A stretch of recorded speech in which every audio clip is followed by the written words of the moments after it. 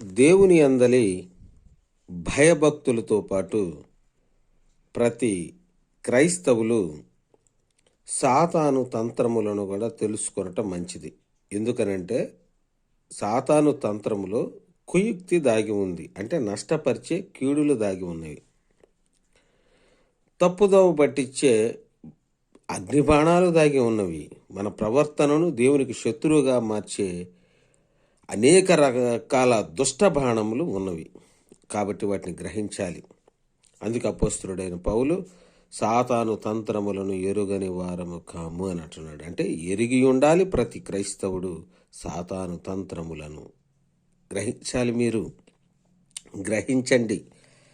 మత్తయి సువార్త 4:1-4 వరకు చూస్తే, అప్పుడు యేసు అపవాది చేత శోధింపబడుటకు ఆత్మ వలన అరణ్యమునకు కొనిపోబడెను.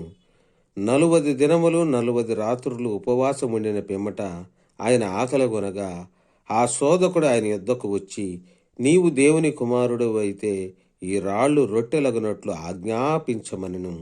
అందుకు ఆయన, మనుషుడు రొట్టె వలన మాత్రము కాదు గాని దేవుని నోట నుండి వచ్చు ప్రతి మాట వలనను జీవించును అని వ్రాయబడి ఉన్నదనెను.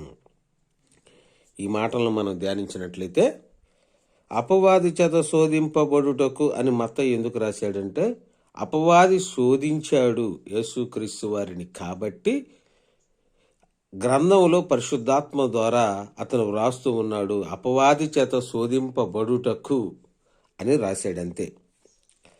కాబట్టి మార్క్స్ సువార్త 1:12-13 వరకు చూస్తే, అక్కడ పరిశుద్ధాత్మ దేవుడు ఆయనను అరణ్యములోనికి త్రోసుకొని పోయినట్లుగా వ్రాయబడి ఉన్నది. ద్వితీయోపదేశకాండం 8:3 చూసినట్లయితే, 8:3 ద్వితీయోపదేశకాండం చూసినట్లయితే, ఆహారం వలననే గాక యెహోవా సెలవిచ్చిన ప్రతి వాట వలన నరులు బ్రతుకుదురని అని వ్రాయబడి ఉంటుంది అక్కడ. కాబట్టి వీటికి సంబంధించిన విషయాలు మీరు గ్రహించండి. సాతానుడు మొదటిగా మన బలహీనతను ఆయుధంగా చేసుకుంటాడు. మనలో కామం కానీ, క్రోధం కానీ, లోభం కానీ, మత్సరం కానీ, మోహం కానీ, మదం కానీ ప్రవేశిస్తే వాటిని బలపరుస్తాడు, తప్పుదోవలో నడిపిస్తాడు, అవిధేయులుగా మార్చుతాడు, దేవునికి శత్రువుగా మార్చి మనలను దైవశిక్షకు గురి చేస్తాడు. కాబట్టి జాగ్రత్తగా ఉండండి. అపవాది బలహీనుడుగా మార్చుతున్నాడని గ్రహించలేరు ఎవరు, ఆ స్థితిలోనే ఉంటారు. ఆ మార్చబడిన ప్రతి ఒక్కరూ కూడా, అపవాది చెరలో ఉన్న ప్రతి ఒక్కరూ కూడా దైవశిక్ష వారి మీద అమలు జరుగుతున్నా గ్రహించని వారుగా చాలామంది ఉంటారు. కొందరైతే గ్రహిస్తారు, మరి కొందరు గ్రహించరు. గ్రహించిన వారు ధన్యులు. గ్రహించిన వారు దేవుని ప్రసన్నత కరుణ పొందుకుంటారనే విషయాన్ని నేను మీకు తెలియజేస్తా ఉన్నాను. మనం ఎప్పుడు ఏ పరిస్థితిలో ఉన్నా ఆ పరిస్థితులను బలహీనతగా మారుస్తాడు అపవాది. కాబట్టి ఏ పరిస్థితిలో ఉన్నా ఆ పరిస్థితుల్లో బలహీనతలున్నా, శ్రమలు ఉన్నా వాటిని ఆసరాగా తీసుకుంటాడు, భక్తిహీనులుగా మారుస్తాడు. ఈ విషయాన్ని మీరు ఎప్పుడూ కూడా మర్చిపోకూడదు. యేసుక్రీస్తు వారు ఉపవాస దినములు పూర్తయిన తర్వాత ఆకలి గొనగానే ఉంటుంది అక్కడ. కాబట్టి దీన్ని ఆయుధంగా చేసుకోవాలని, యేసువారి మనసులో దేవునికి చోటు లేకుండా చేయాలని అపవాది తీర్మానం చేసుకున్నాడు. అందులో భాగంగానే రాళ్లను రొట్టెలు చేసుకొని తిను అని తెలియజేశాడు.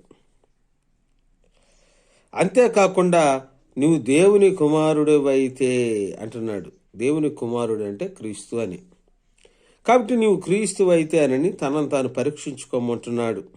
ఎందుకనంటే రాళ్ళు రొట్టెగా చేయబడిన తర్వాత ఆ రొట్టెని తిను అని చెప్పటానికి, తిన్న తర్వాత ఆ రొట్టె వల్లనే ఇప్పుడు నువ్వు బ్రతికేవు, కానీ ఇప్పుడు దాకా నువ్వు ఉపవాసం ఉన్నావే అందువలన కాదు అని తెలియజేయటానికి. ఆకలిగా ఉన్నప్పుడు ఏ వ్యక్తి అయినా కంటి ముందు చేతులు ఏ ఆహార పదార్థం ఉన్నా తిని ఏమంటాడంటే, హమ్మయ్య బ్రతికాను దేవుడా అనుకుంటాడు. కానీ దేవుని కొరకు బ్రతికానని అనుకోడు. దేవుని కొరకు బ్రతకడానికి ఈ ఆహారం దేవుడిచ్చాడు అనుకోడు, గ్రహించలేడు. దేవుడు ఇచ్చాడు, దేవుని కొరకు బ్రతకడానికి అనుకున్న వారు ధన్యులవుతారు. బ్రతికాను దేవుడు అంటే ఆహారం నన్ను బ్రతికించిందని, అది దాని ఉద్దేశం. బ్రతికాను దేవుడు అంటే ఆహారం నన్ను బ్రతికించిందని దేవునికి తెలియజేయటం. యేసును కూడా ఆకలిని బలహీనత మీద కొట్టాలని ప్రయత్నించాడు అపవాది. అందుకు యేసు మనుష్యుడు రొట్టె వలన కాదు గాని దేవుని నోట నుండి వచ్చు ప్రతి మాట వలన జీవించునని తెలియజేశాడు. ఆ దేవుని మాట వలన రొట్టె కలిగింది, అనగా ఆహారం కలిగింది. రొట్టెగా మార్చడానికి ఉపయోగించిన పదార్థం దేవుని శక్తి వలన కలిగింది. ఆ శక్తి దేవుని వాక్కు అని గ్రహించాలి మీరు. మనిషికి ఆకలి తీర్చేది ప్రకృతి, మనిషికి మనసుకు సుఖం అనుగ్రహించేది ప్రకృతి అని సరిపెట్టుకోకు. ఆ ప్రకృతి కలగడానికి కారణభూతుడు దేవుడు. ఆ ప్రకృతి ద్వారా దేవుడు నీకు వాటన్నిటిని ప్రసాదిస్తున్నాడని గ్రహించు. అదే దేవుడు ఆ ప్రకృతి ద్వారా శిక్షిస్తాడు, అణిచివేస్తాడని మర్చిపోకు. కాబట్టి జీవింపజేసేది, ఆకలి తీర్చేది రొట్టె కాదు, రొట్టె వెనక ఉన్న దేవుని మాట. ఆ మాటలో శక్తి ఉన్నది. ఆ శక్తి నిన్ను జీవింపజేస్తుంది, సజీవు లెక్కలో ఉంచుతుంది. గ్రహించు.